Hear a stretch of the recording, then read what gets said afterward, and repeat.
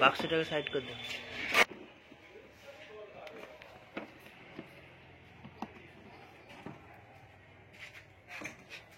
বিটটা দেখো, বিটটা খোলো। এখানে এখানে সামনে সামনে, হ্যাঁ খোলো। এটা হচ্ছে ছেনি চিজেল। ভরে দাও।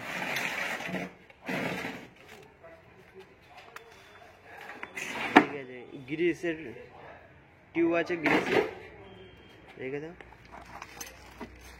এতে আছে র্যাঞ্চ আছে, কার্বন আছে, অ্যালাঙ্কি আছে, ওয়ারেন্টি কার্ড আছে, ইউজার ম্যানুয়াল আছে। একটা বিট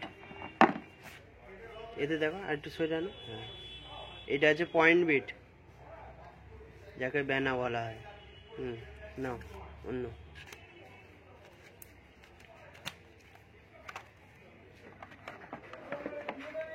ये হচ্ছে আমাদের মেশিন সোমাস্টার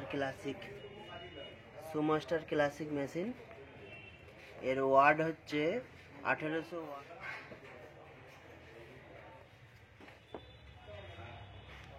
সুইচ লক,